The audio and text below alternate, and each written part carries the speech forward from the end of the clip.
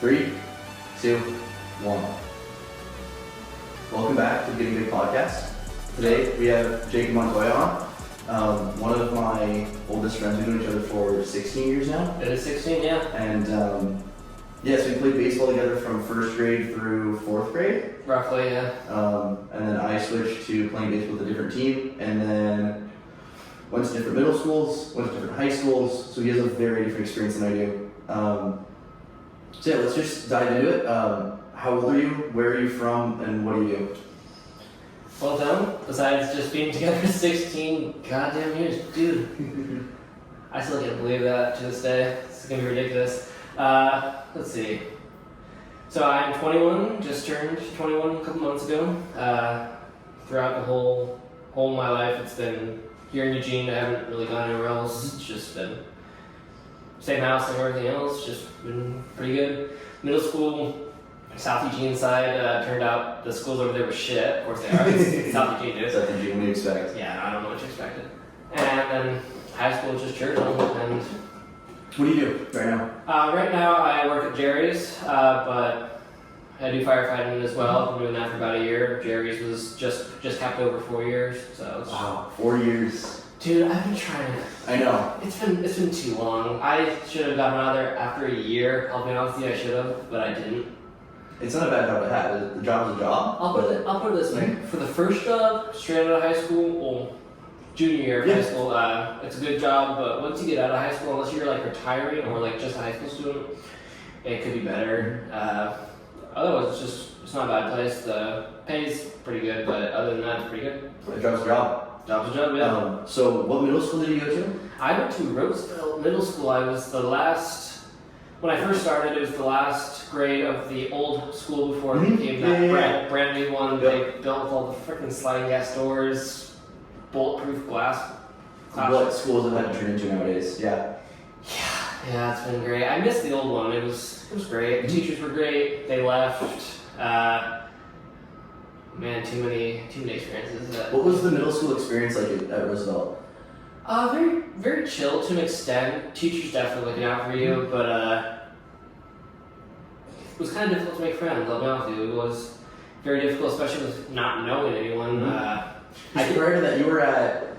Prior to that, it was Camas Ridge. Yeah, which is a really small school. That's right next to LCC. It is down the hill from it after they freaking redone it already. Yeah. But yeah, that's new now.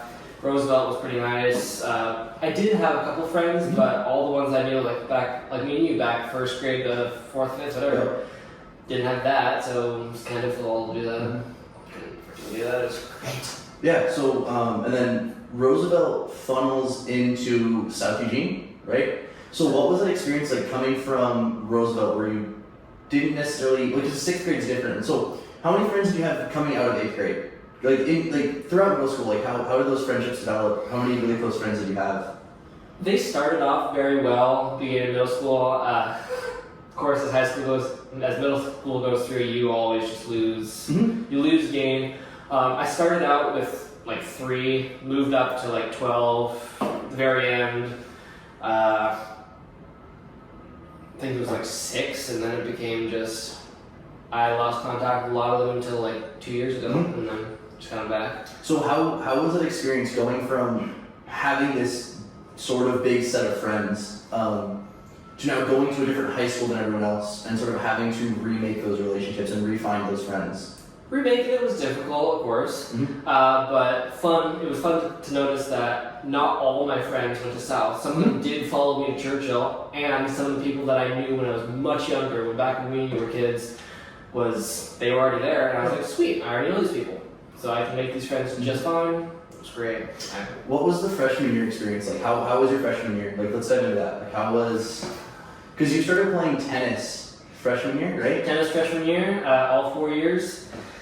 State senior year, but freshman year was great. It was just, of course, new experience, new side of town. I went to all of my elementary, preschool, middle, all was South Eugene side. High school has been this the West Eugene side, yeah. So all that was great. The welcoming was nice. The staff definitely felt nicer. I toured South Eugene. I toured Churchill. Churchill felt much more friendly or welcoming, like they wanted your future to be better, not just, oh great, you're another student that I have to keep track of. Freshman year was good. Definitely was the part where I realized, oh, I actually have friends that I've known from my childhood since then to here, and it's been great. That's where I started my first relationship. That went well for a while, and then it didn't, based on other things that later on in the high school year. Other than that, it was pretty good. Met a lot of friends. Tried out for baseball. Didn't. They need like 34 people. Jeez, it's a big team. 34 people for a freshman team, dude. Wow. Not even for varsity. That is freshman team. They need like 35 people. It's roughly. Crazy. And 37 people tried out. Me and one of my close friends got cut. Yeah. And so that's what deferred me down to, okay, what else can I do? Okay, now I'm going to go do tennis. And stuck with that for the last 4 years. And let's see, I think it was sophomore year that I started helping with football. Did you just jump into tennis sort of on a whim? Like there's nothing else to do in the spring and just jumped into it? Sort of on a whim of, okay, the sport that I wanted to try is not letting me in until next year when I can retry it. What do I want to do? Let's see, tennis. I'm good at badminton. Why not try tennis? Let's see if I can defer those back together. Pickleball sucks. I wasn't a thing back then either. Like, pickleball's just starting to get big, I feel like. In high school, pickleball's been around for a long time. Okay. Popular-wise, it was popular way back then. It got popular again recently. Okay. Especially around the younger generation. Older generation, they've done it for a while. Yeah. But no, I went to tennis and I'm like, okay, let's see what else I can do. I don't know if any other sports that will take me. I don't want to do track again. I did track all through middle school, and that was fun, but I didn't think I could go pro for that, or at least compete at the high school level. So I was like, let's see if I can do this. Tennis, deferred that way. Got a lot of friends. Made great friends with my coaches. All of them were great. Did all 4 years, and then I was like, okay, let's see, what can I possibly gain from this? And maybe this in other sports. Be like, hey, let's see if I can go into the possibly of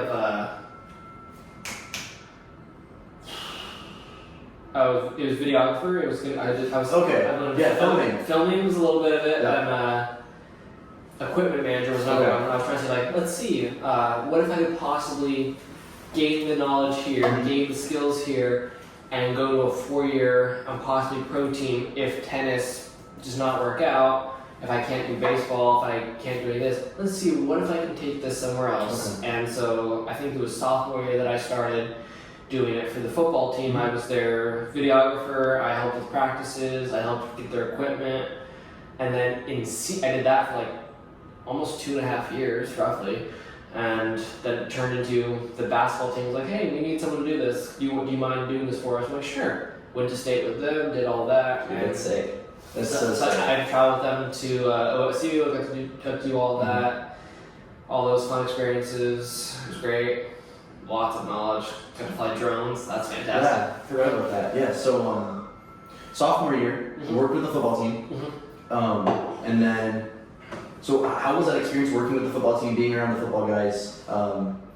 Not necessarily as a player, but more of as a manager in a sense. Very odd at first, especially with all the senior guys not having that at first, and especially them trying to have a manager as like two or so years younger than there and not listening to them. Like, he's not. You didn't get the respect that you deserve. There it is. There was no respect from that at first, but of course over the time that I was there and they saw the commitment I was putting into practice, even though I don't have a jersey, didn't have any of this. I don't get the fame that they do. I don't get any of this. It's just the side stuff. And eventually it worked out pretty well, but starting out with that, it was trying to get the respect of the players to listen to me and especially help them succeed, but also trying to get respect of the coaches. Because some of my coaches were also some of my everyday classroom teachers. And so that became There's two different atmospheres there. Very different atmospheres. So how did you separate yourself in the classroom and on the field? Just gotta flip a switch in your head, dude. You gotta just You gotta just turn it. When you're in the classroom, you can't always focus on sports. Yes, some of your teachers that are your coaches are gonna ask you, hey, do you mind doing this later in the day? And so you just gotta keep that in your head. But when you get out onto the field, you just gotta put in 100%. Just like any sport, with tennis, with football, when I was still with basketball, even with everyone else in their sports. So did you end up losing your spring season due to COVID? Your sophomore year? No, so you guys still played.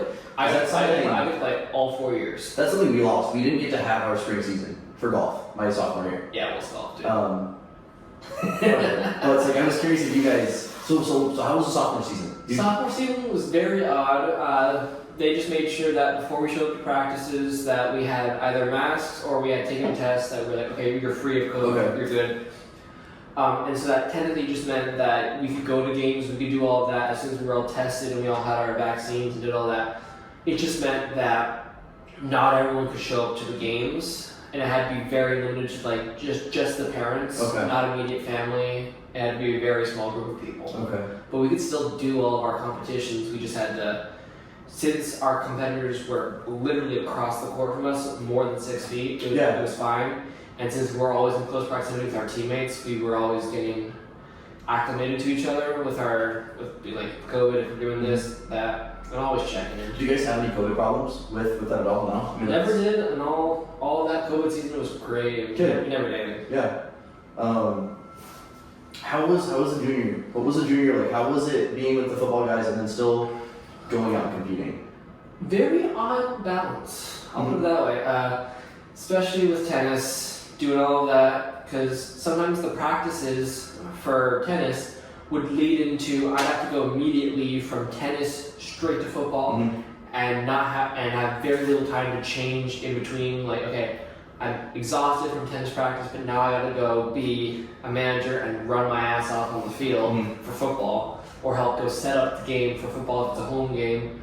If it's an away game, that's the whole dynamic of hopefully the games and practices for football and for tennis do not line up with each other.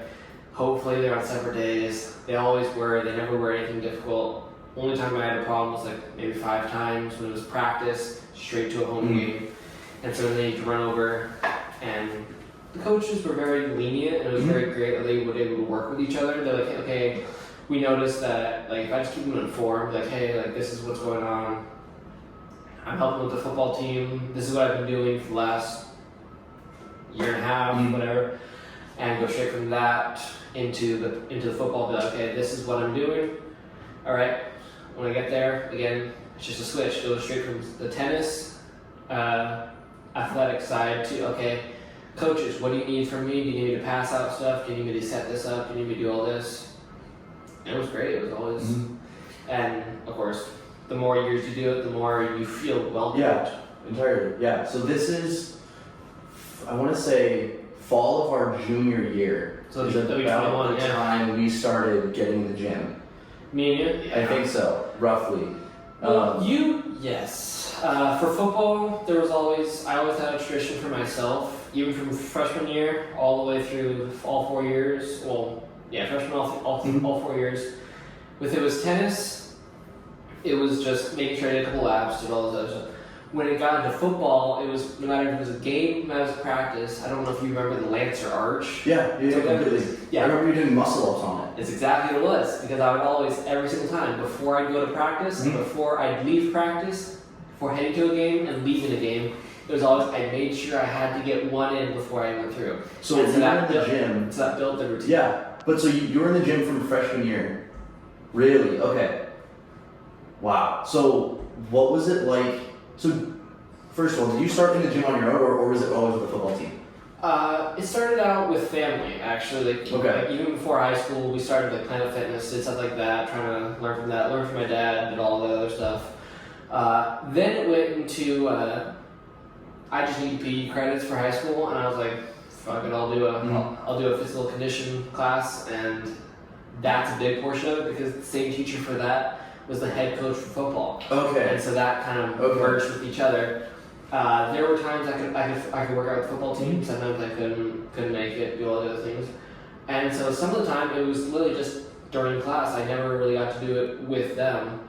And so it was kind of on my own type thing. It was never a big group workout unless it was out on the field. It was never, I could never do it with them in the gym. Okay. What was your goal in the weight room, like originally? Because I know what it is now, but like back then, freshman year, like what was your goal to? Was it just to get in the gym? Was it just to get healthy? Like, what was the goal in the weight room? Back in the day, it's still the same, same as it is now, slightly different. Was just to get bigger, just to look good, but also healthier, stronger, especially if I'm trying to help the guys, because I had to hold the freaking pads as a person against you.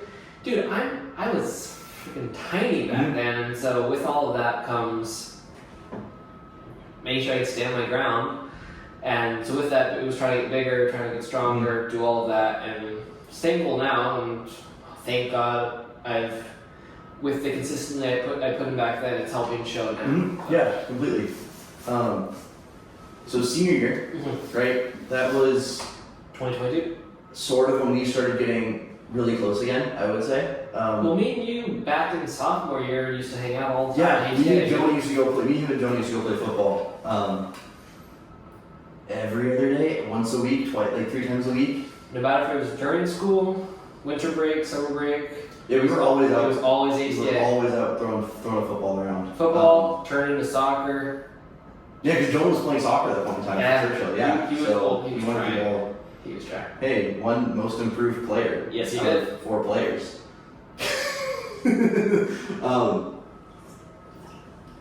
Yeah, we were always being athletic, always trying to do something, always trying to be together. It didn't really matter what it was, because during COVID, like, we didn't have really anything else we could do. Yeah, all businesses were like, hey, please stay 6 feet apart, masks, Always had everything to be else. outside, didn't matter. And so being outside, yeah. That's sort of what we reverted to. So yeah, how was the senior year? How was it being a because you were a 4-time varsity tennis player, right? So like how was that? Because did you win any state championships? I did not win state, but I went to state only my senior year. Okay, so how was it seeing the development from the freshman to the senior year? How was it seeing how much better you've gotten, being able to actually push yourself and get there? It was very, very strange, I'll be honest with you.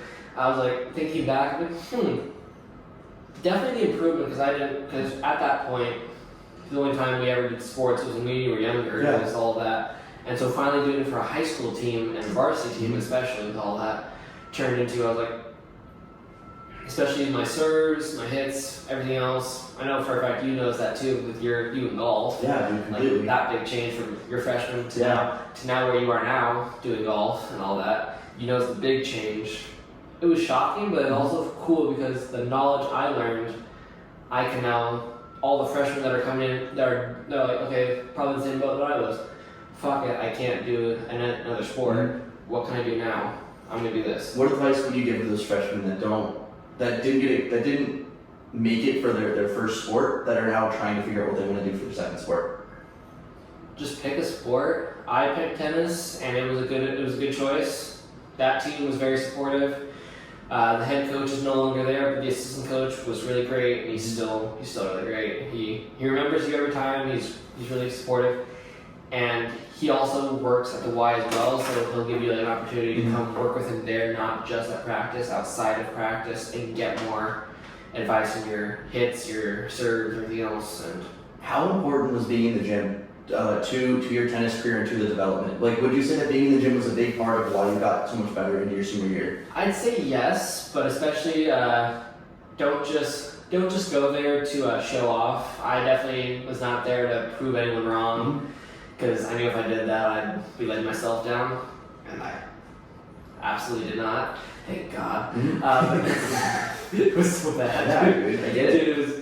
If I tried to prove myself wrong or tried to prove others wrong, my self-confidence and my mental image, out the door. But no, definitely putting in the effort in the gym and pushing yourself. Like if you reach a plateau, push through it to the best of your ability. If you can have someone there to support you, like me and you going to the gym together, we have it there of a, hey, you see me struggling, no, I'm going to help you get through this.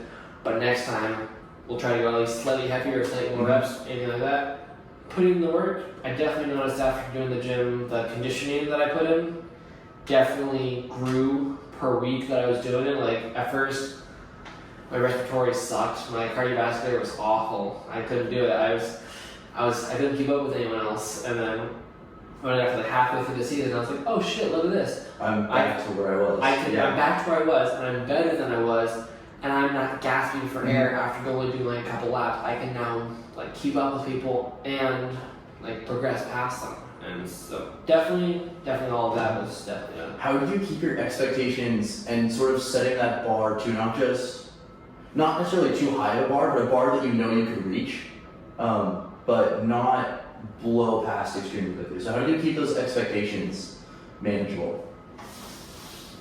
I don't think I did, honestly. Really? My expectations were not super high to start with, because I didn't know if I could. I knew that, and of course this is everyone's excuse that they still do, your youth is the only thing that is helping you. I'm like, no, it's not. No, dude, it's a consistency thing. Like my dad, my biological father, like I went to the gym with Diego today, and I'm really close to putting up. Yeah, so you guys, what the hell were you guys doing there so early? We just woke up early and decided to go to the gym because he was supposed to come over. Question, what's early for you guys? We were at the gym at 8:45. Okay. No. It's like that's not super early, but it's early for us. No, but then there's Diego that goes 11:30. 11:30 gets to bed at 1 in the morning, gets up at 6 and goes to the gym at 7. That kid's insane. 40,000 steps. Dude, just 40K steps a day is I think remarkable. It's impressive, but it's a lot. I know, it's hard. I don't know why he's doing so much. Yeah, like I almost put up 2 plates today, and I texted my dad and I was like, hey, like this is where I'm at. Like, I get a new on bench or incline? Bench. I was really close to putting up 2 plates, and I was like, dude, that's insane. Like, good for you. Like, keeping those, like, I sort of got into a feeling this morning. I was like, all right, like, I feel good. Like, I want to try 2 plates. I want to see if I can rematch myself. And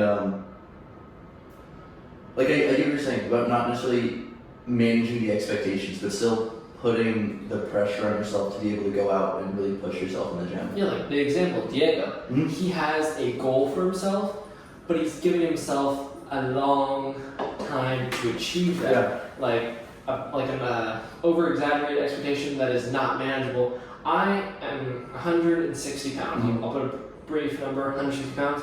My goal let's say my goal by next week is 180. That is not achievable at all. I'm not gaining 20 pounds in a week. At least not in a healthy manner. Exactly. Like, you could do it, but it wouldn't be okay. I get what you're saying. Okay. You gotta give yourself at least expectations you can meet. Like Diego, he is like, okay, I have now like 69 days or whatever it is to achieve this weight that I want to be at, and I am taking the necessary steps per day to then achieve that. It's not I'm going to go get liposuction and that's going to help my goal get done in a week. No, like, take the steps. It is not a rush process. My goal is to get bigger and stronger and have my goal weight. I'm not there yet, and I'm still hitting plateaus, but I'm still improving. And I'm not trying to take any cheats or cuts to get there, because then I don't have any self-respect for myself. Yeah, that's entirely get that. I have respect for myself now. Yeah. But when I first started this, I was like, I'm good, but Cheating won't get there. Cheating won't get you there. I get you. Were you the mascot at Churchill as well? So when did that start? All 4 years. Okay, was that strictly for football games? Was that basketball games? Was that whenever they needed you? Well, to start that all off, going back to when I mentioned I was touring the schools, in the middle of all the tours, I found the principal. I was like, hey, just out of curiosity, if I want to do this, what can I do to achieve that? He goes, just ask. And I was like, can I do it? Sweet, done. Because they didn't have anyone, no one was ever interested in doing it. And that was always a tough thing to do, because they don't have the same respect for people doing that as they do for the people doing it professionally right now, because everyone wanted to be like, okay, I know this is my classmate, who on earth is it? And they're always just trying to yank it off your head. You're like, this is it. What made you want to do it in the first place? Seeing the college mascots and all the professional mascots doing it, they got paid to be silly, dude. I was like, sweet, that looks like fun. I can be silly. The hard part is, if they don't know it's me, I have all the confidence in the world. As soon as they know it's me, I'm like, out the window, gone. Yeah. But all 4 years it was great. It was well, first off, the fun part was trying to find it because they buried it because they didn't know anyone to do it. Of course they did. Yeah. Yeah. No, they can't find shit. That's Dude, schools, seriously. dude, schools. Jesus. They need to. The organization was not there. They eventually found it was great. And the person that was running that program, fantastic person. I haven't been able to communicate with them in years, but they were great. They were a big support. They were always making sure I was safe in there. They were always making sure I had water, everything else. But I was. It was always it was basketball games and football games. They didn't really need me for volleyball or soccer or anything like that. And it wasn't just the guys basketball; it was guys and girls. Okay. Like whether it was JV, whether it was varsity, I was doing both. Yeah. I only did home games. I didn't do away games. Okay. They didn't do lacrosse either. So how did you manage being a team manager for football, but also then being a mascot at the same time? How was that overlap? How difficult was that? That was very difficult because I started mascot before team managing, and so I was able to do both. And then when it got to sophomore year, I was able to meet the head coach and be like, okay, cool. This is like, do you guys need help? Would you be interested in me getting my help? Cool. Just a fair warning. I do have this that I'm doing. And it's something I'm interested in doing for all 4 years. Is there any way I can do that? And they said, sure. They were somehow getting to figure it out. They did. I don't know how they did it. But there was times where, luckily I wasn't the only team manager, so they had like three of us around. So there were times they needed all of us, and there's times that they didn't. So I was able to leave, go get changed, come back out, do the whole spiel, did all that. And at the end of the game, I would take it off and put it away and then just help them tear down. As the more years I did it, more people got interested in doing it, so that kind of deferred to then I got to share it with someone else. Okay. And so that made it in like the junior and senior years that it made it easier for me to do the team managing as well as mascot, because there were some times that I'm like, okay, I need to be there as the team manager. Is there any way you guys could be the mascot? Cool. If there were times that they didn't work out, sometimes there was games that didn't have a mascot because the other person couldn't make it and they needed to be for something else, so the mascot just didn't show. Which took priority? Team manager or being the mascot? Team managing, the more and more I did it, mascotting was there, but it wasn't as big of a priority because it's very difficult for people to become professionally as a mascot. As a team manager, I felt like I could go farther, and I did a little bit. Because it didn't just stop at football, it went straight to basketball. And they're like, hey, do you mind doing this? I'm like, sweet, yeah, I can do this for you guys. And I got more opportunities that way. Yeah. And it was fun. And doing the mascot, you got to greet all the freshmen on their first day, you got to do the assemblies. So it wasn't just sports, it was assemblies, it was greeting people, it was small little events throughout school. Nothing outside of school ever happened. I didn't get to travel anywhere to any businesses or any small events like that. I didn't get to do anything of that because we weren't big enough, or nor did they request us. So senior year you graduate, right? What happens after you graduate? Figuring out life, dude. Figuring out college. Yeah. Mainly that. Was like, okay, cool. Where do I want to go from here? Because in senior years, when I toured LCC, I was like, okay, cool, what do they have that I could possibly do to advance? Or do I want to go straight into a 4-year and leave the state and go somewhere else? And somehow landed at LCC for a while now, yeah. So you're still at LCC? I've taken a break for now. Finished last fall and just trying to figure out everything else. So what did you do your freshman year for college?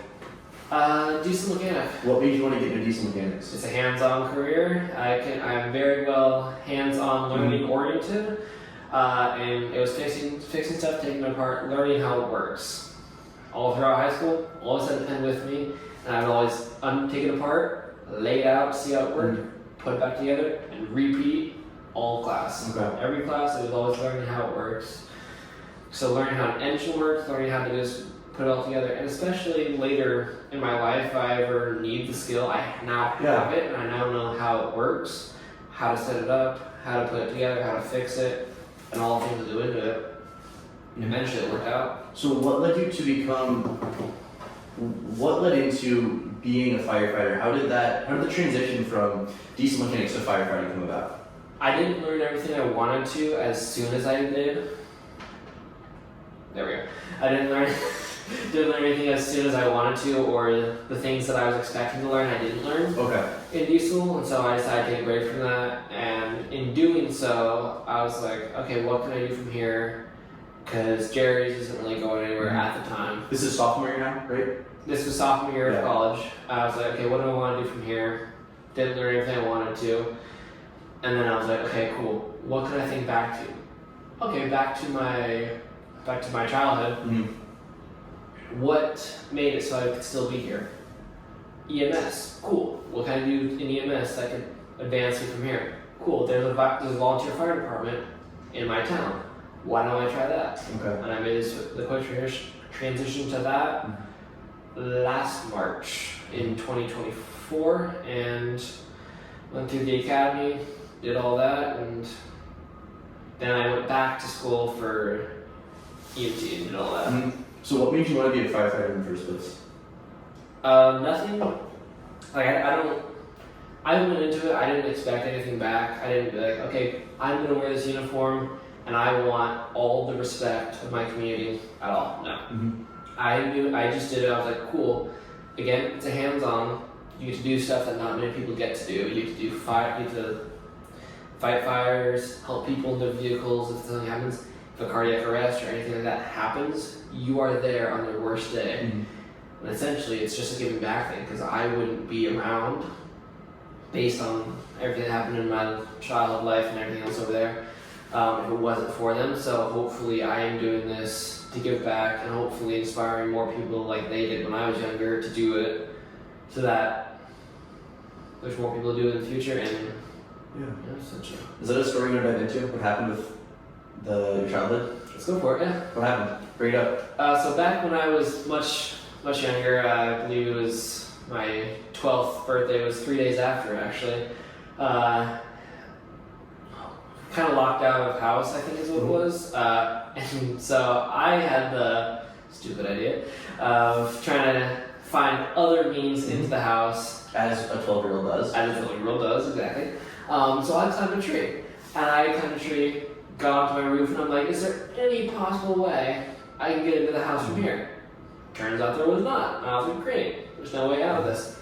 I got notified by my parent to come back down because they found a way in. They just took out a screen in the window, they climbed in, they got open, sweet, let's get into the house, let's figure this out. As I'm climbing down, one of the branches on the tree snaps, and I'm roughly 10 feet off in the air. I turn, and I fall headfirst onto the concrete, straight that way. No memory of anything of that day. I keep getting told stories of I couldn't sit still, fire department took an hour, and all this other stuff, couldn't do any of that. Have no memory of that. All I remember is waking up in Portland in the hospital. That's about it. What happened after that? What happened in the hospital? What did they... Do you have any memory of that? Do you have any recollection? No memory of the hospital, except for I don't remember any of the treatments I did. I don't remember anything of that. Just the waking up portion of it. I remember waking up. I remember being able to walk down one of the hallways. I don't know if you know Portland very well, the tram that goes over. I got to walk and go see that. Eventually they let me leave and for a little bit and just go take that tram down and back up. Other than that, I don't remember anything from that place. I'm glad you didn't die with all that. 12, yeah, 12, dude. That was crazy. A couple years, yeah. Crazy. Coming up on 10 years. Wow. 10 years next year, dude. It's insane. So, what did you want to do coming out of high school? I was very unsure. I didn't have a plan. I was like, I don't think I'm going to go pro for tennis. Firefighting wasn't on my mind at all. Mm-hmm.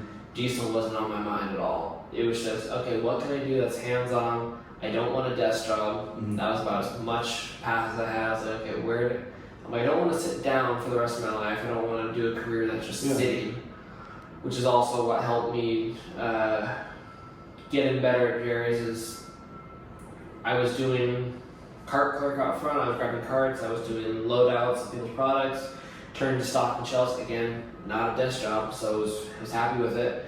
And then I was finally pulled out into the yard because I, again, advocated for myself. And like, hey, this is what I want to do with you guys at this business. I want to try a forklift. And now for the last almost a little bit over 2 years now, I've been driving forklifts, and I'm like, great. Not a desk job. Yes, I'm sitting, but I'm moving. I'm actively moving. It's around heavy equipment. This is pretty cool. Had no path outside of that.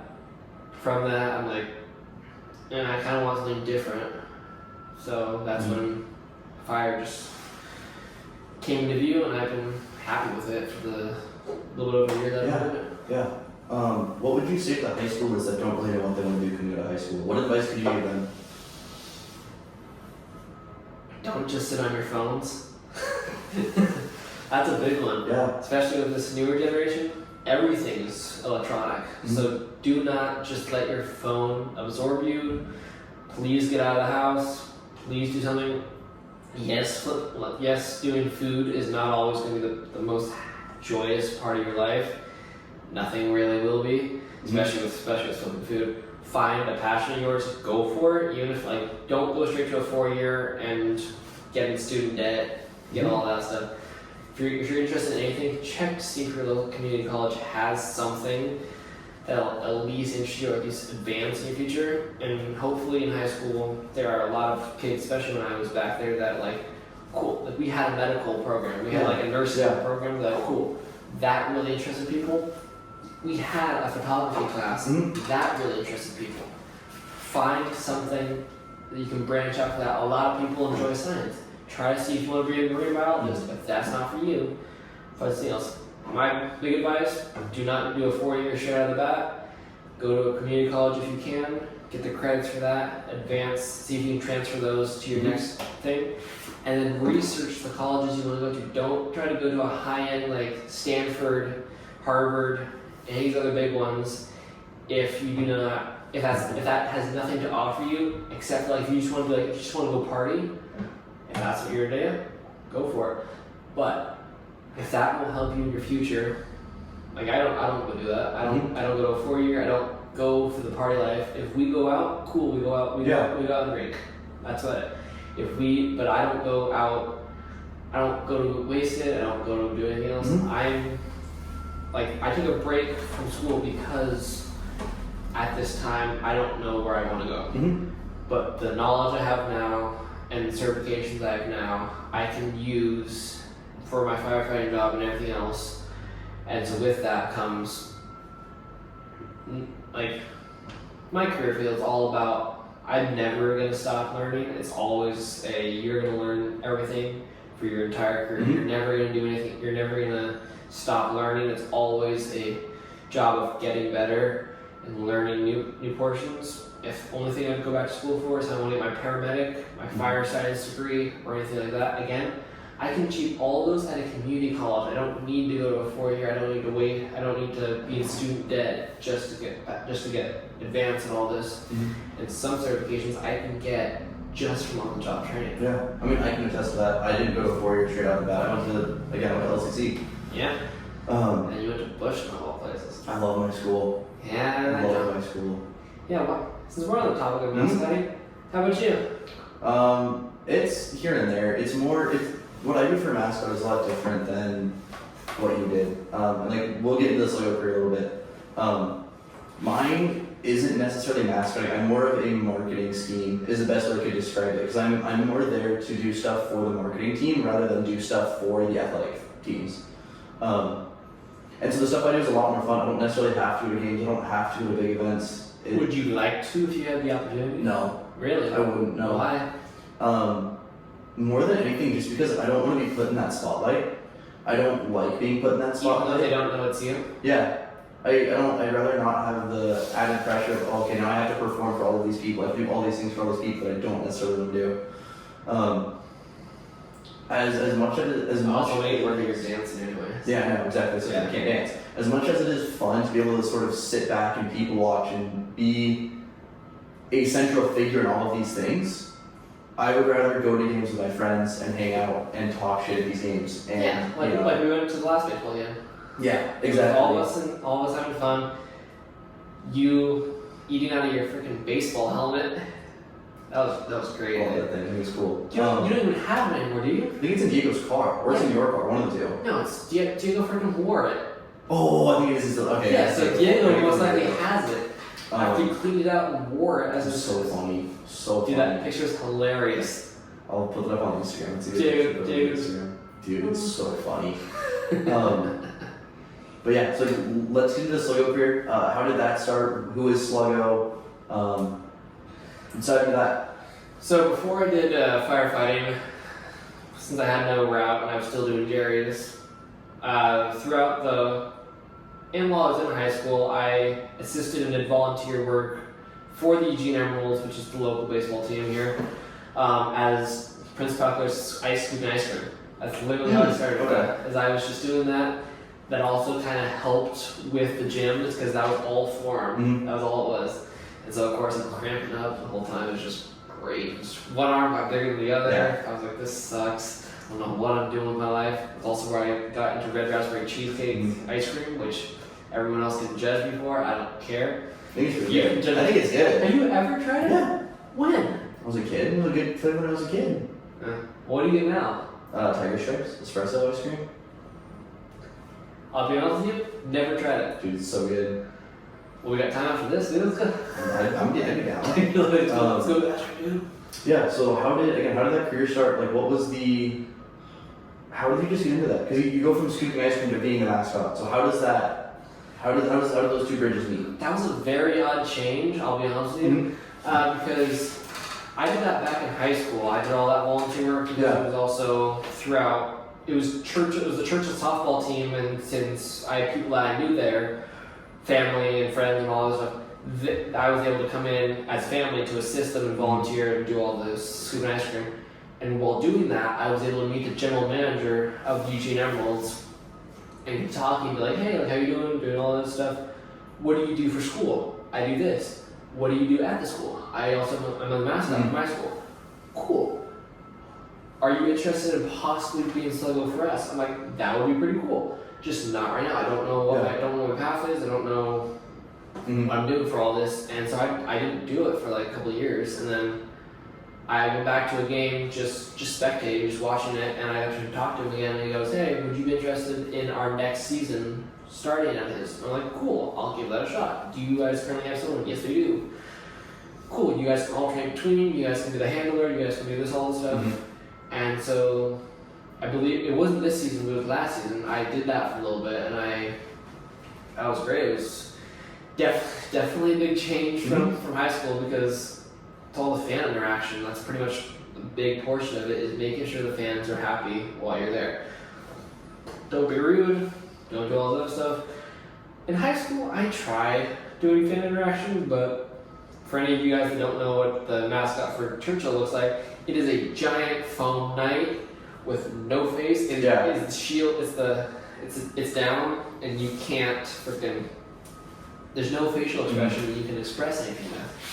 And so trying to say hi to kids, they were always scared of you, so you can't. It's very hard to work with that. So then working with someone that is a city-known figure, Eugene, Springfield, and anywhere else in the mascot community, they know who Sluggo is. Yeah. It's a big thing. So again, That's our biggest sports team in the area. pun intended, he has giant shoes to fill. Yeah. He really does. It's freaking massive. So trying to do all of that and try to make it look like, oh, it's not just multiple people swapping between costumes. That was a big portion of it, is that portion. But also, you have a slight knowledge to this, even though it's not as you can't talk in that thing. Yeah. So that alone, expressing, is awful. It's fun to do, it's great to interact, but doing all that was so different. Like, fan interaction with a well-known figure and doing all that, again, just like you were talking about, the big spotlight. Everyone, regardless of where they are, age, anything else, they are always watching you, even if there's a massive portion of people watching the game, someone's watching you. Yeah. And so you always have to be on it, and you can't be off it. It was a fun transition, and I really enjoyed it. it was just odd. It was fun for the first portion of it, and then some almost injuries happened, and I kind of felt like I wasn't being watched out for as much as physically possible because I can't voice my own concerns while in it, and I can't really be like, hey, stop doing this while I'm in it because it'll ruin the magic for everyone else. Just like a Disney character, you can't really talk about any of this. And so that kind of made me lose interest in that. I still enjoyed being it, but that kind of made me feel like I couldn't be as safe as I thought I was going to be at it. And so that kind of pulled me away from that. And I didn't finish the season doing it. I just couldn't do it, and so I pulled away. And then from there, I went into like, okay, what's next? What's next? Yeah. What's next? Yeah. And I went straight, and that's when funny enough, the detour went from Sluggo to I'm gonna go to Fire. Straight from there, straight transition. Yeah. What was the first call you got called into during Fire? During Fire. How was that first call? What was that like? What was that experience like? I'll be honest, that was the most fun. You get through Academy and you're like, okay, you're going. What was the Academy like? Sorry, let's start there. What was Academy like? Academy was fun. It was a lot of fun. It was every Sunday. Sometimes you'd have a double weekend, so Saturday and Sunday. It was usually just like. It was our Wildland, we had double weekend. I think it was our Hazmat, we had double weekend. But it was always a lot of fun. It was like a part-time job. It was 8 to 5 every Sunday. So it was a long day. You do a lot of conditioning. You spend a lot of time just repetition on the skills. It was great. And you went through everything. You start from force entry, hoses, finishing with like extrication of people to car fires to structure fires to all that. It was great. And then all the adrenaline that you get in Academy, it is very different on a call that is not within your control because in Academy, anything that's there, it is a controlled area. You get out into the world on people's worst days, it is not a controlled area. And so that I had a couple medical calls, it was fine. It was like, okay, cool. What can I do to help you guys? I did what I could. And then at 4 o'clock in the morning, car fire. Now that is a quick shot of adrenaline straight out of that, especially 4 o'clock in the morning as you're waking up. You're like, you're just waking up. Like, okay, cool. Car fire. What are the steps that I need to put this out? On the way there, and it's a huge adrenaline spike. As soon as you're finished with that, it's a huge adrenaline crash, and then it comes right back on the next call, and you just keep going. And it's a lot of fun. I'd recommend to anyone that is at least somewhat interested in fire. Some agencies do ride-alongs, and so you can do like a small 9 to 5 or something, and do a quick tour, quick ride-along, and go on any call they go on. You can't really do much on them or anything on them, but you can go see what a day in life looks like on calls and station life. It's all very cool. It's all behind the scenes type of thing. Like no one gets to see what that's like, and when you finally see it, you get somewhat of respect. If you're not in that field, you're like, oh, this is what they literally have to go through every day, and they're not here for 9 to 5 like my job is. It's 24 hours, 48. Sometimes people are doing this for 72 hours before they get a day off. And it's great. I still enjoy it. So there's a few calls I really want to get into. Yeah. The first one, I want to dive into the person that hung themselves. Because that was your first legitimate call sort of as a rookie, right? 2 weeks in. Yeah, so let's dive into that. What was that like? How did you... What was the story? The best details you can give us. Obviously, there's some things that you can't tell. But let's just dive into that story. Dive into when the call happened and just sort of going throughout the rest of the day. So that was an interesting call. I think it was one of my first real difficult calls. It was during shift change. It was right at the very beginning, and all of us had to pile in and go. As soon as we got there, I didn't get to do anything on there.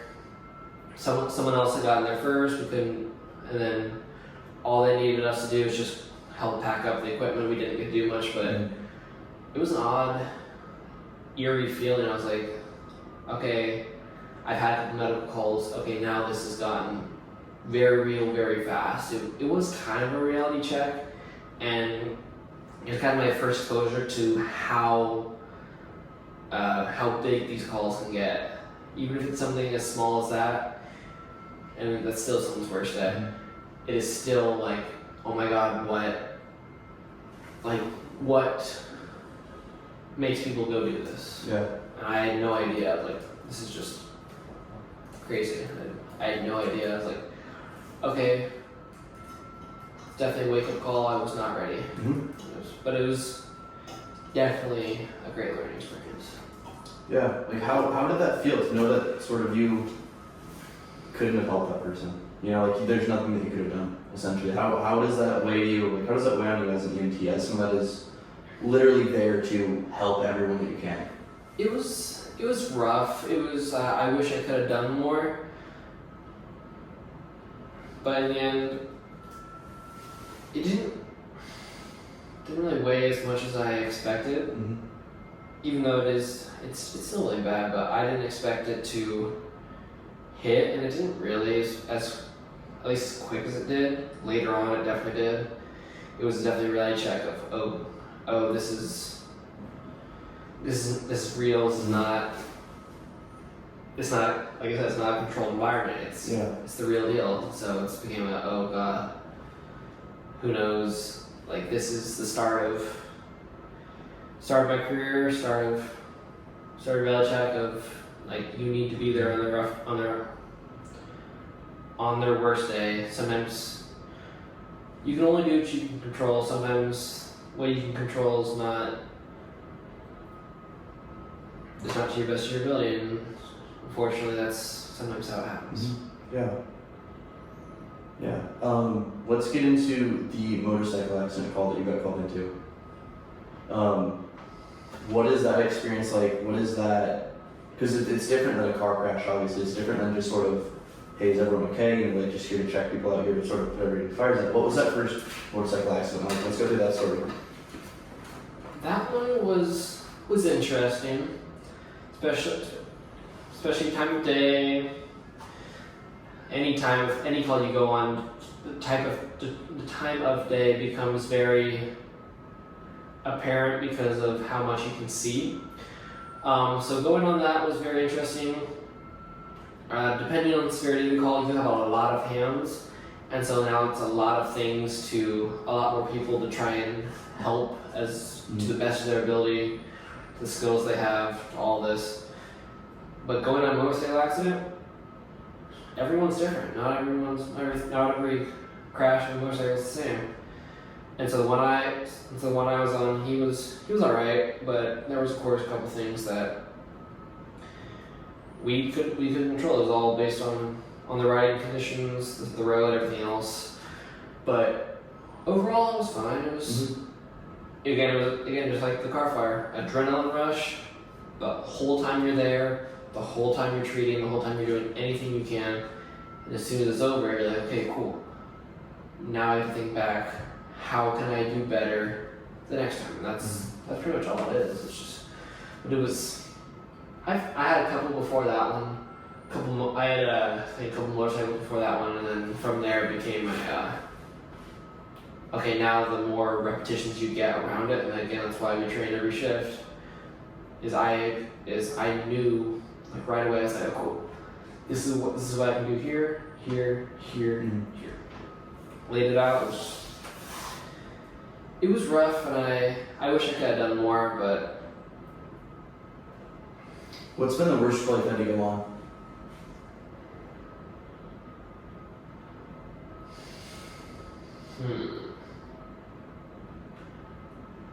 There actually haven't been many, actually, I'll be honest with you. It's good. It's positive at least. Don't jinx it, dude. Dude, trust me, no. You're gonna jinx it. By next time I get on there, it's gonna be rough. I hope not. I hope that's not because of me. I'm sorry, I already blamed someone else in this friend group for, they said something. It was Casey. Oh yeah. automatically. Yep. Next shift, stuff happened. Yeah. It's never the condition of the person. Mm-hmm.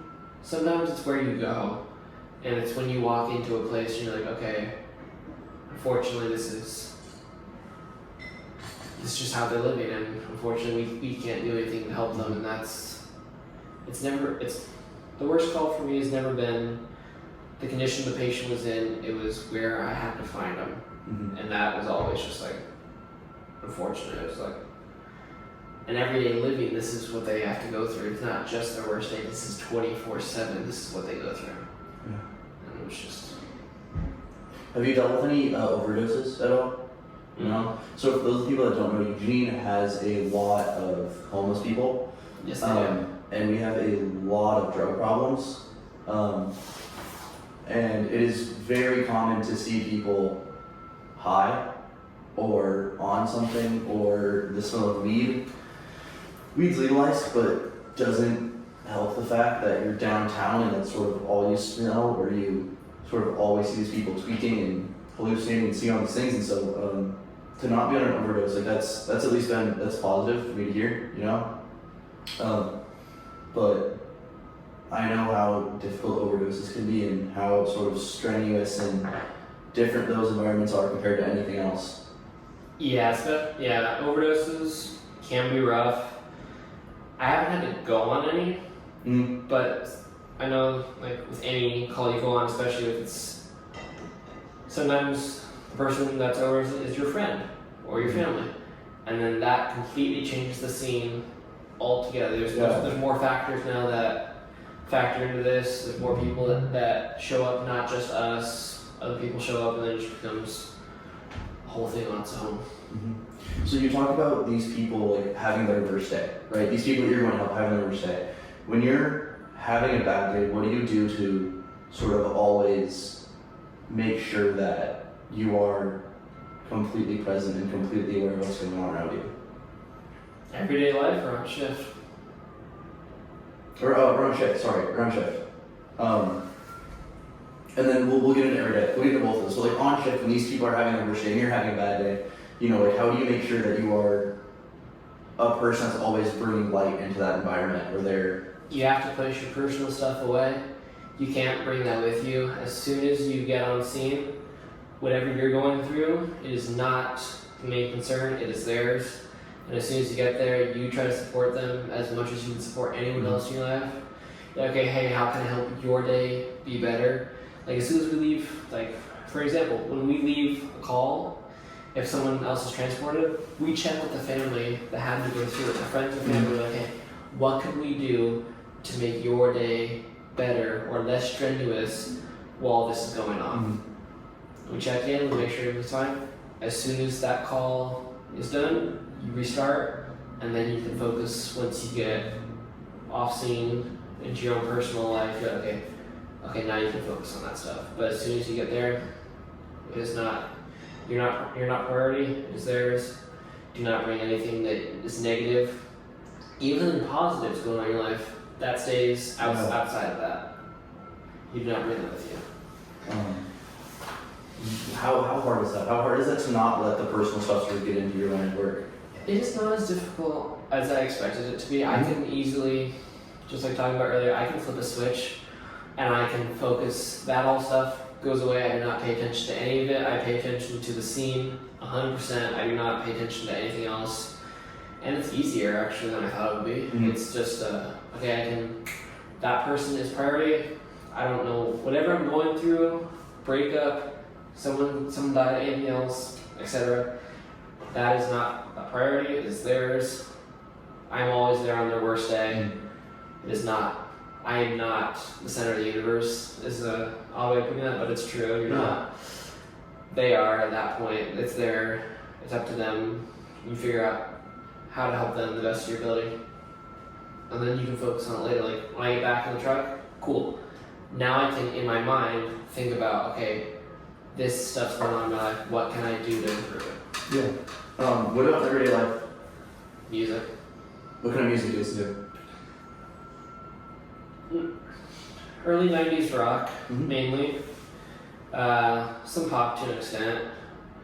sometimes rap, but not always. But if there's stuff going on, sometimes I'll keep to myself. Sometimes during our hangouts, I'll be honest with you. Yeah. If you see me zoning out or just not speaking, it is because there's something going on in my head that I am just not talking about. And when I have to answer you guys' questions, I will put that aside and I will try to answer that to the best of my ability. But then I will go right back to it. Whatever it is, I'll go back to it. You went through a pretty rough breakup. We don't have to dive into the relationship side of it, but that is completely fine. I know that's something you sort of wanted to keep off the record for the time being. But how did the breakup affect you, and like, what are the things that you've taken away from it for the most part? It was a great relationship. I really enjoyed it. But as soon as the breakup happened, it was rough. But from that, I took definitely life lessons for the future. I'm like, okay, this is what I messed up on during the relationship. I'm gonna take this and go further. Like, there was of course a lot of things that I could have done better. Everyone always believes that when they break up. That okay, what could I have done to at least save this? And whatever I didn't do enough of to save this, what can I do that in my future? I took an easier way of grieving. Essentially, it hit me really hard to have that end, but with the grieving process of that, it didn't like destroy my everyday life. It was something I could easily separate from the two, and it was, yes, it sucked, especially when I was by myself. You'd always break down. You'd be like, shit, what could I have done? But around people, it was easy to keep separate. It didn't overtake, which I was happy with. But again, there was things I could have done a whole lot better. That almost 3 years was that one. Yeah, I get that. How has the healing process been? What have been your coping mechanisms? What have been things that you do to sort of stay humble and experience and understand that there are things you could have done better? Spending time by yourself, definitely. It's gonna sound corny. Going to the gym. That's a big one. I completely agree with that. Distracting yourself to an extent, especially at the gym, is one of them. Our big group hangouts, that's another one. Having a support system, like when that first ended, I was like, in my head, I was like, do I have a support system here with me that I can lean on when I feel like shit and all this is going down? And then I turn around and you guys are all there. I'm like, sweet, I have this. Even people that aren't even in the United States right now, I can reach out to and be like, well, not really him, obviously. It's fair. Casey's He's kind of off the grid right now. MIA. Yeah. That's okay. We expect that from a kid that's in Japan in the military. Yeah, we expect that. Yeah. But no, with all that, like, I was able to turn to you guys and old friends of you, 16 fucking years, dude. I think it was 17 in January, right? That's insane, yeah. 17 years in January? Yeah, dude. And then some new ones that didn't really turn out. First impression wise, weren't the best in sophomore year, but have gotten better since. Good. And some new ones just 2 months ago I've been able to lean on. Nice, dude. What has been your biggest support system? Has it been the guys at the station? Has it been your friends? Has it been your family? With all of that that's going on, it has definitely been friends and family. Guys at the station don't know much about it. Is it intentional? Yeah. Okay. I don't share enough with them. They, like, when I first was there, I was in my last relationship, and they learned about it a little bit. They're like, okay, who she is, all of this, and like, I get daily check-ins every single time I'm there. I'm like, hey, like, how you doing? Yeah. How is she doing? Most recently, they just found out that it's done because they didn't do a check-in for as consistently as they did, and they just found out, oh shit, he's going through shit. He just went through a breakup. Like, oh crap. So they don't know much, and that's a good work-life balance. I'll be able to keep them separate. Yeah. I'm glad I can do that. But definitely having you guys there, and you remember the coast trip, dude. Dude. That was an interesting experience, especially helping Diego, and especially helping me. Because like before Diego had his whole, we sat there for I don't know how long we sat there, dude. Like hours. I mean, we felt like started. hours. I think we started drinking at 5, and he ended up having. We ended up having that conversation at probably 10:30, 11. Yeah, sounds alright. 9:30, 10, somewhere there, because it was quiet time by 10, so 9:30 or so. Yeah, that's right. It was quiet time. Man. Even though we were still out in the hot tub by 11:30. But dude, we were out there for so long. Dude, that coast trip I think brought us together so much. Like not just me and you and me and Diego, but the entire friend group. That was a point in time where we really. Well, everyone that could show up. Yeah, everyone that was there. There's some people that That's okay. Dipped. It's okay. But that coast trip I think has been one of our most emotional and most like raw experiences with the entire friend group. And that trip brought us together so much. Yeah, no, that like I can pictures from that trip will be shown at everyone's wedding. I can almost guarantee it. I can almost guarantee it. There will be pictures from that trip that will be at everyone's wedding. That'll be interesting, dude. I'm serious. You can guarantee that specific coach trip, dude. For all of that, there's one of me and Stefan just stuffing our face with s'mores, dude. I know. It's a great picture. It's an amazing. Yeah, where were you on that one? You were upstairs, probably. No, I was downstairs. Were you? Yeah, I took the picture of Stefan. That's what I thought. Yeah, I was downstairs. I was definitely drunk, but I took the picture of Stefan. Yeah, how many shots did you bring, or how many? Whatever you were. I had figured out the problem by drinking recently, Which is mixing my liquor, mixing my alcohol. Well, I'm glad you found your problem, dude.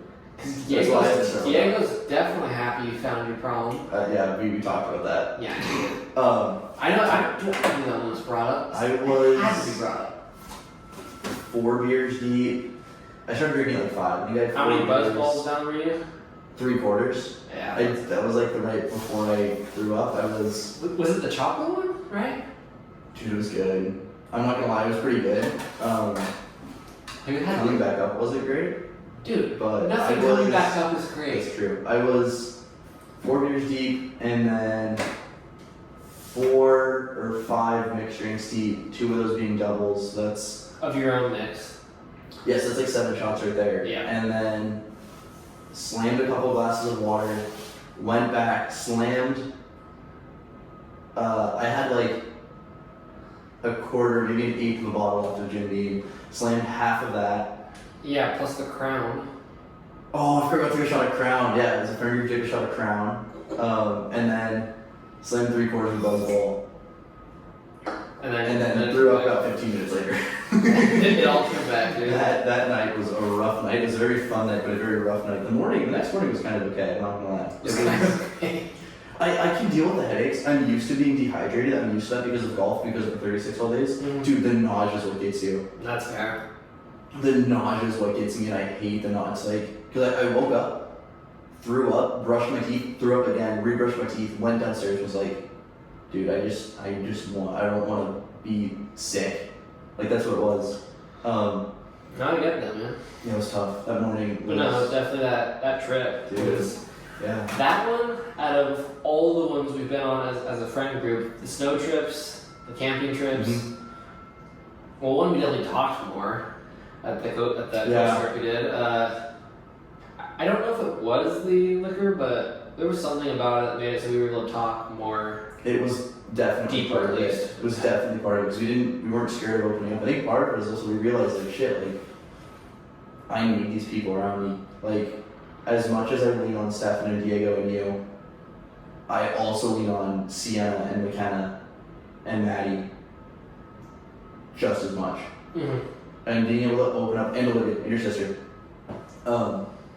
and being able to open up and be 100% honest with not just the guys but also the girls in our group, I think was one of the biggest factors for us. And being able to really just grow. Like, the fact that everyone knows so much more than they did, and the fact that we know so much more about everyone else than we did, I think makes that trip. Correction, everyone learned a lot more, a lot sooner than I wanted them to. It's understandable, and that's what happens. You know exactly. Yeah. Yeah.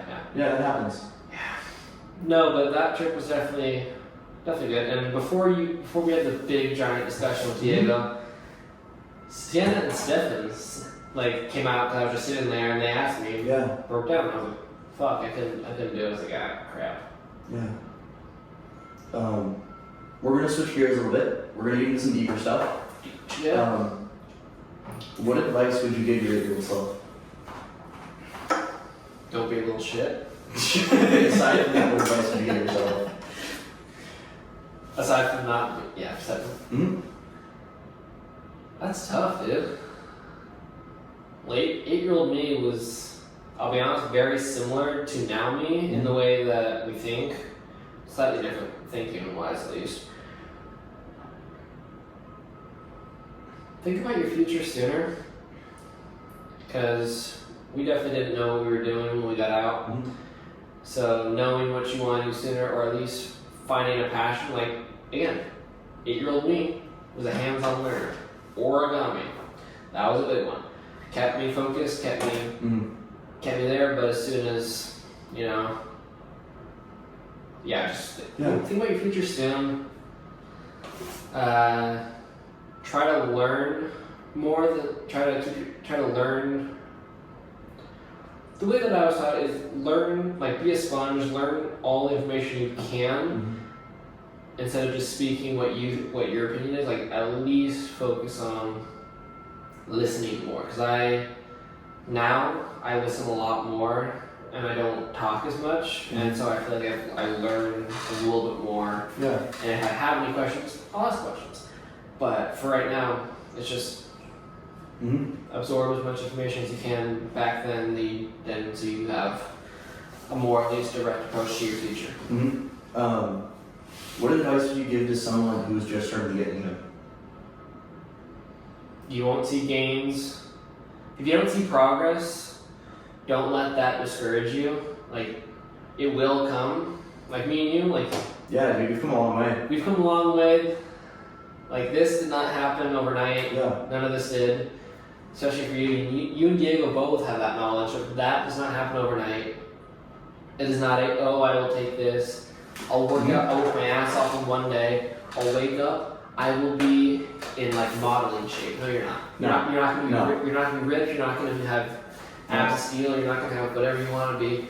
But when you first start off in the gym, don't be an ego lifter. I'll put it that way. Do not lift more weight than you can properly handle, because if you do so, you're going to injure yourself.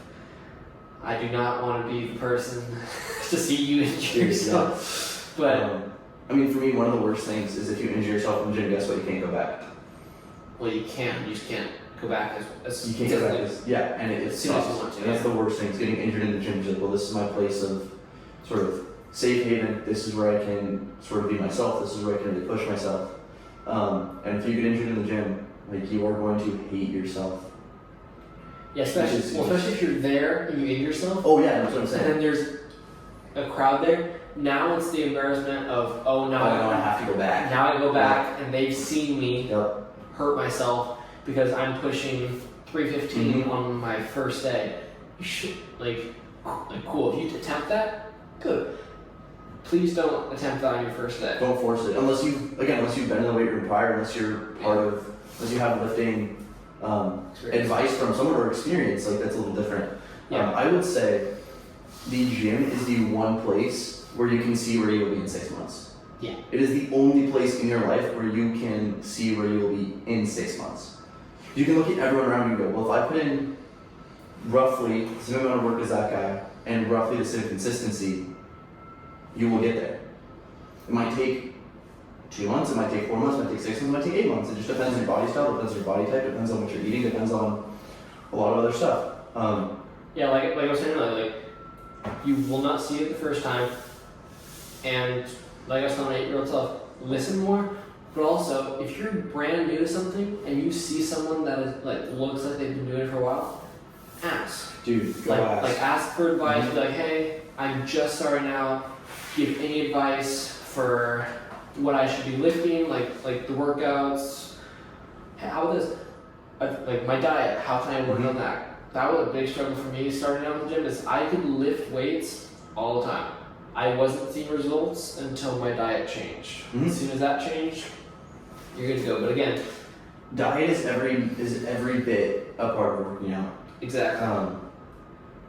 Like one of my favorite things, like abs are built in the kitchen, and that's pretty true. Mm-hmm. That's really true. Like sure, you can do the core work and you can do all this stuff, but you're not gonna force abs on yourself. If you're not eating properly, if you're not cutting properly, if you're not eating the right calories, you're not maintaining the right calories, you won't see that progress. And so, for me, diet isn't as much of a factor as being in the gym.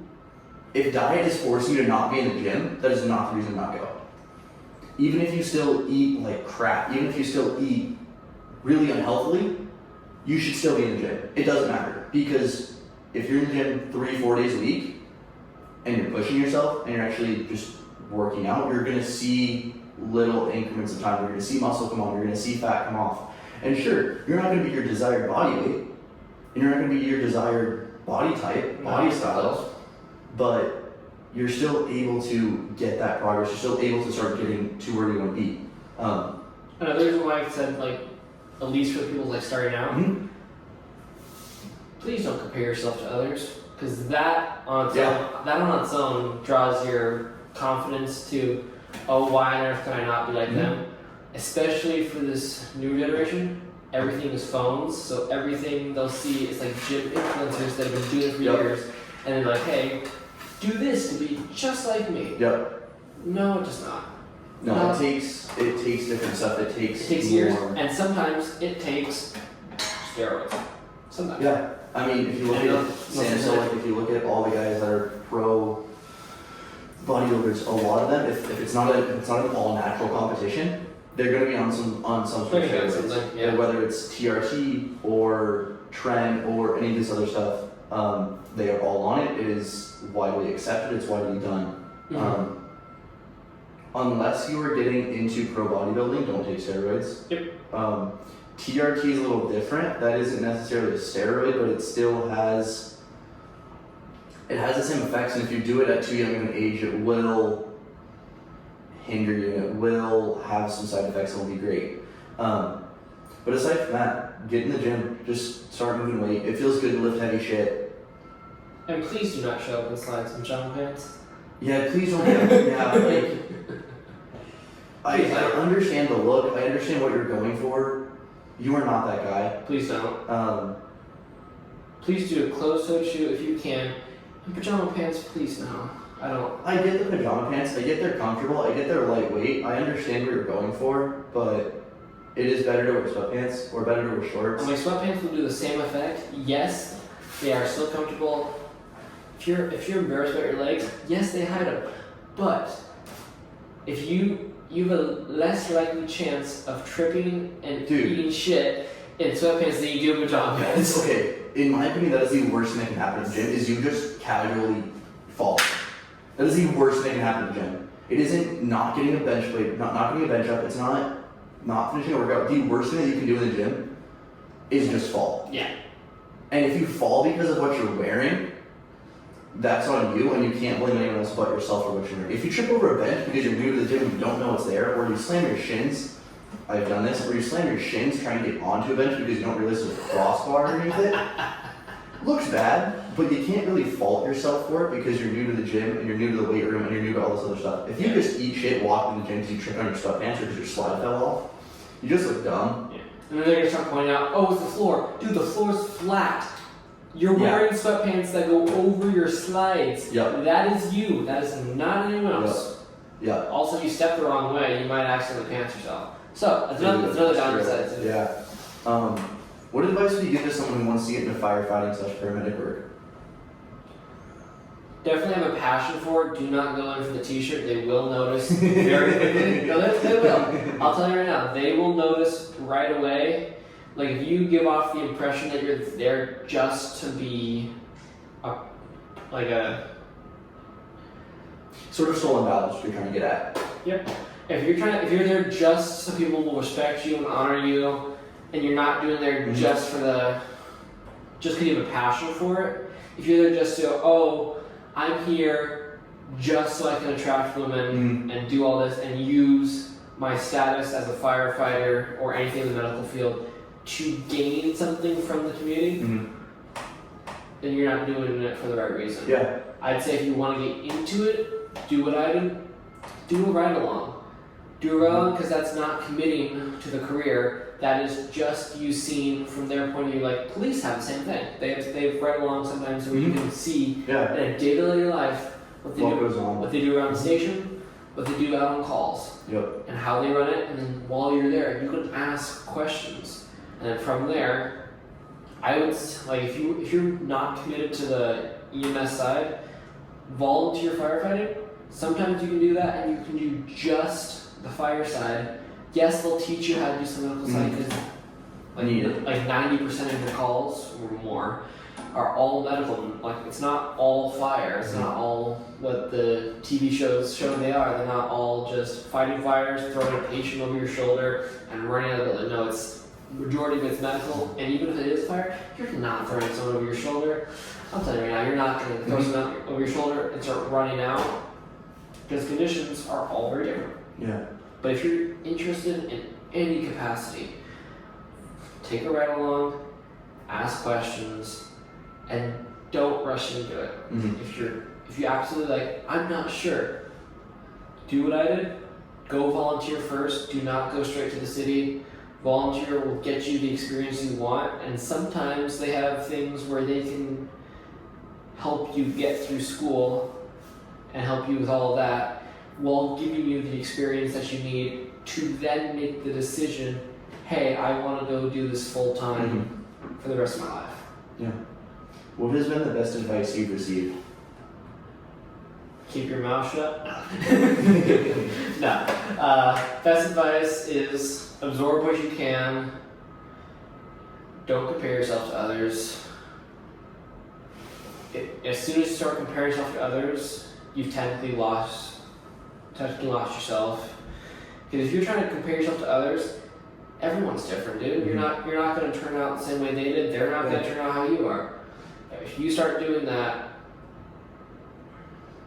just don't. If you have a passion for it, don't let what other people say impact that. Like, for me, I didn't think I'd get this far on fire. Everyone said it was cool. No one said I shouldn't do it. But it's if you're just there just to receive the validation from others, I think you're doing it for the wrong reason. That is at least my personal opinion. I think if you are going out there just you're like, okay, cool, I'm gonna go do this, and then you're gonna go boast to your friends, oh, hey, I'm doing this so I can later, and I can label it right now, I'm gonna go on a dating site, and I'm gonna put, I'm a firefighter. Yeah. I have lost a lot of my few as soon as you do that. If you try to use something that is a pillar in the community for your own personal gain, I'm not a fan of it. Everyone that I work with, I don't see them using it as a way to get something from the community. They're doing it just because it's a passion of theirs. They love doing it. Like just like you love doing golf. Yeah. You love doing this, and so you're doing this, and there's probably a lot of people that say this is stupid. So that's actually the one thing that is happening in my life right now. People said that no one podcast is stupid. No one has said this is a bad idea. Well, look at you getting all support. And it is the weirdest thing to happen to me because everyone in my life at some point in time has critiqued what I've done. Yeah, I have. Yeah, I mean, and I respect you guys for critiquing it.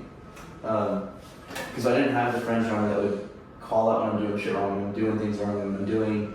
I'm not being the best of myself. Yeah, like get out of the car. It's all over. We can talk about that. But this has been the one thing in my life where it's like, oh, that's super cool. Like, what's it about? Oh, that's a great idea. Oh, that's really cool. And it's been the weirdest, like, I don't know. It's been really weird to not have any, like, well, why, you know? On our time off between, like, 5th grade and on until we've come back in high school, did you ever get critiqued for stuff that you were trying to do? Oh, dude, completely.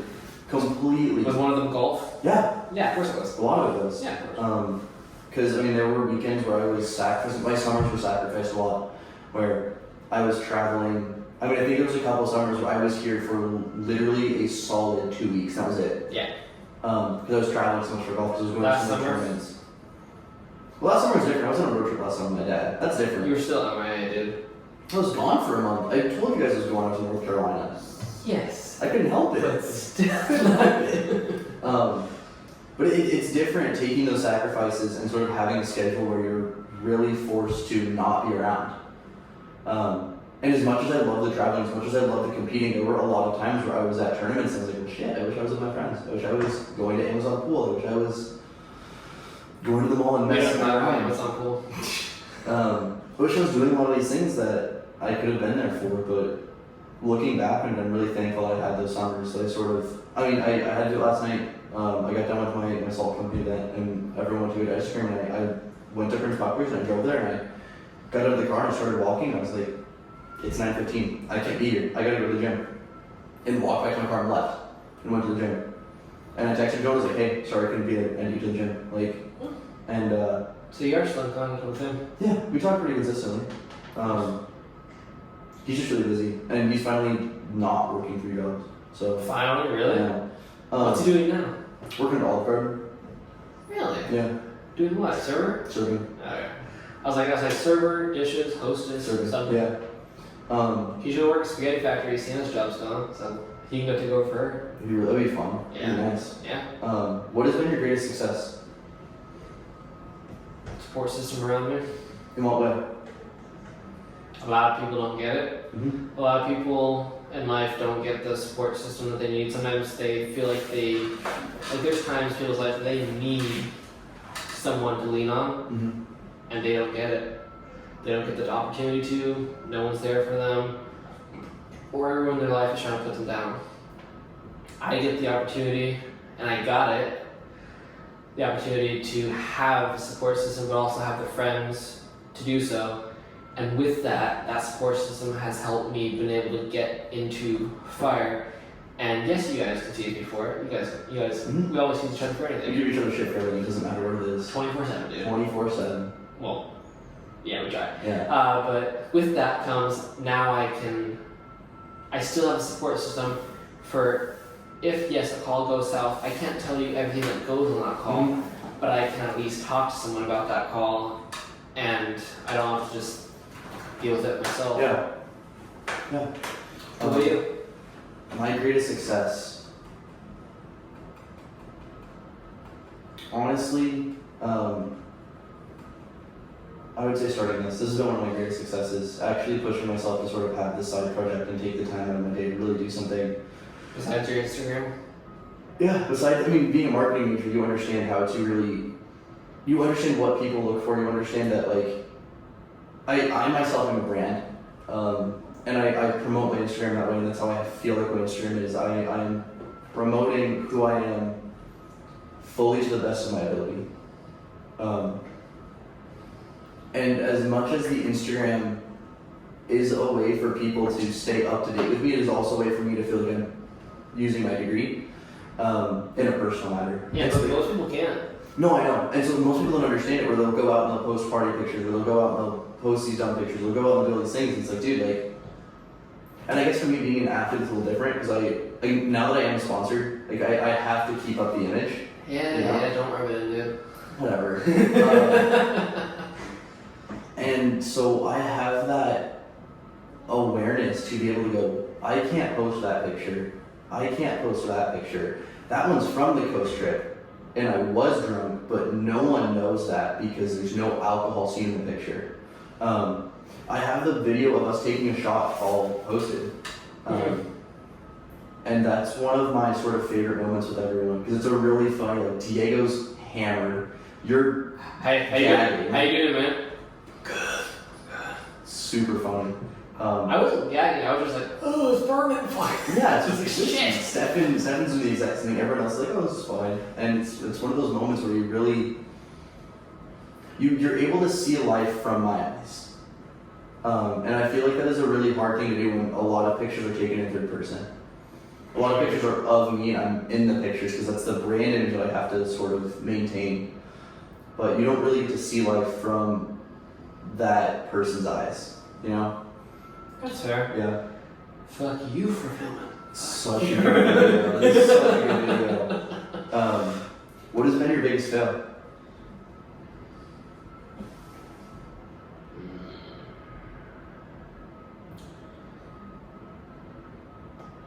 I'd say not pushing myself sooner, but also I view a lot of my failures as things I can't give to people, and that goes straight back to relationships.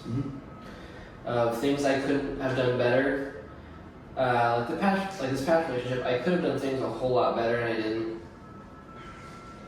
Could have said some things, could have acted a certain way, and I didn't, and I feel like that drove that to end. Yeah. So. Yeah. I also just can't, and something I'm still working on is trying to voice everything that I choose to. Like right now, I'm not voicing anything that I feel like very well, at least in my opinion. And so I hope that I can do that in the future. And so right now it's a fail, but hopefully in the future it's a success. Do you think you'd be where you are today 2 years ago? No.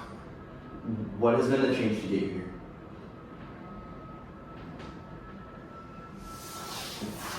Well, 2 years ago, still Jerry's not doing anything of this nature, and it was diesel. But I think the big change between 2 years ago and now is not doing stuff that I not have a passion for. Like I went into diesel because it was a hands-on portion, but I didn't just like struggle through and be like, oh, like this is what people want from me. This is all this. It was I'm no longer interested in this. I'm not gonna force myself to pay for something I'm not interested in. I'm gonna see if I can switch gears to go somewhere else. And I think right there, that switch to go from that, because to be honest with you, I thought about going from diesel to automotive. I still want to go try automotive, not as a career, but I now have the knowledge of if shit goes south, I know what to do. I don't have to go pay for a mechanic. I know what I'm doing. That's also a big portion of the diesel portion. If shit goes south, whatever my career is, I can at least help. I'm not just like stuck there going, oh, I don't know what I'm doing. You're like, oh, there. Like, I can do it. And so that switch, I think, right there, from that to everything else, like I said, like Sluggo wasn't working out. And so instead of forcing through it, I made the decision to stop and change out of that. And from that change to here has been a really great success. Yes, there's been some fails and some things that I could have done better, but overall, I think since that change, everything's been better. I'm like, bumming that shit out of this. What does it look like to be Jacob Montoya? Yeah, that's a great question. What do you mean, what does it look like to be me? What does it look like to be you? Give an example, huh? I mean, to me, you are humble, you're kind, you have a lot of humility, you're always willing to help no matter what. But what do you think it looks like to be yourself? You know, I don't know. Humble, I try. I feel like if I try too much, then it just looks like I'm trying to be, I don't even know the word for that, I'll be honest with you. Yeah. But I'm not entirely sure what it looks like to be me. I never think of it, actually, to be honest with you. I do try to help people to the best of my ability. I'm always there to help, especially when it comes to lifting things, because everyone, when it comes to the gym, everyone's just like, oh, I'm gonna reach out to him because he has taken the steps, go back to the gym, like you stay consistent, like people will notice. Like when I first just recently in the gym like 4 months ago, there was no one noticing it, and so you didn't automatically get the validation. Now I can go out and I don't know, like there's consistently like, oh, like people are noticing the time and effort you put into it, and that on its own is rewarding. And so, but I actually have no idea, I'll be honest with you. What is something you wish people asked you more often? Are you okay? Why? Because recently I feel like I'm not. Even though I can't explain it to them, I wish they would ask.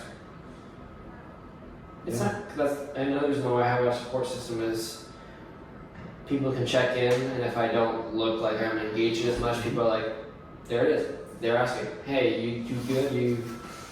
You all these different things. And I'm like, yeah, I'm fine. I can't explain it, but I'll try my best. So leading into that, what does I'm fine mean to you? To be honest, it's kind of like a wall that I can put up.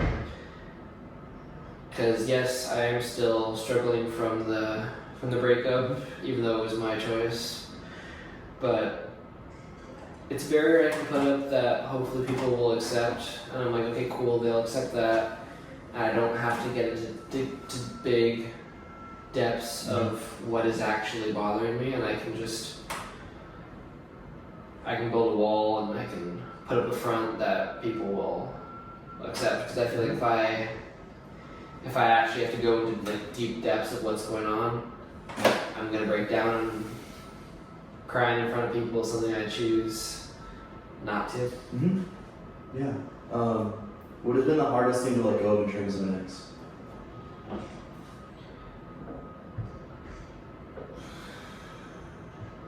When it comes to that, the time we spent together is definitely one of them. Because especially if you've been doing it for years, you're always with them. You didn't live together, you always spent like every week with them, you were always there, you got to spend like really good memories with them, you always got to do all these different things. And as soon as that ends, you don't have that. Mm-hmm. You don't have a support system. You don't have all these one-on-one like special moments with someone. Like it doesn't have to be like a big group activity. It can be like a small one-on-one thing that you guys can cherish for yourselves. And as soon as that ends, you get then it gets you into the spiraling of, oh shit, what could I have done? Yes, you can do stuff with group things, but sometimes it doesn't hold as much of a value as a one-on-one personal thing with someone else. What is something you couldn't tell her but you can tell me? I messed up. Actually admitting that you did something wrong. Mm-hmm. And admitting my faults. That's good. I mean, the fact that you can at least admit that in general, you know? Yeah. What has been the hardest thing to let go of? It was the time spent together and constant communication. But as of recent events, that hasn't become difficult anymore. Mm-hmm. Yeah, it was just the memories, but so far that's actually been pretty easy. Yeah. If there's something you could say to her, what would it be? Well, it's nothing nice, so... We will leave that off the record then. Yeah, well, it's not essentially rude, it's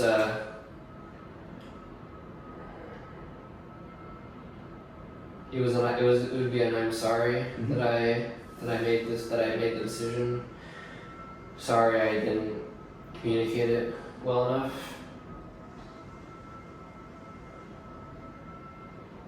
Hope your future's better.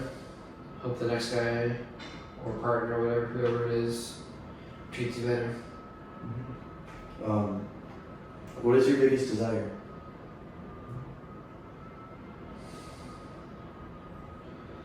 In life, to be successful. In personal, just to be appreciated, essentially. Why don't you feel like you're appreciated? You know, I don't know. Because I can tell you that everyone in the friend group appreciates you and appreciates who you are and appreciates what you do. And we all love you. And we're all here for you no matter what.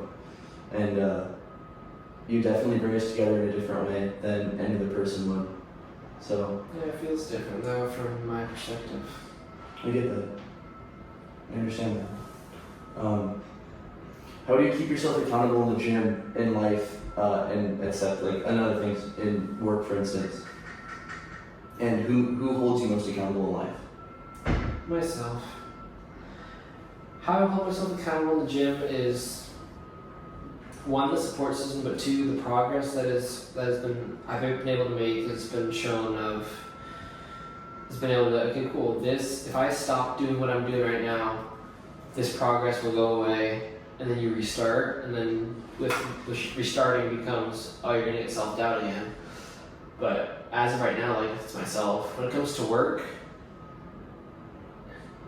has to be myself. When it comes to the firefighting portion, myself, but also my peers. Mm-hmm. They have to make sure that I'm on top of everything that I'm doing. Make sure I'm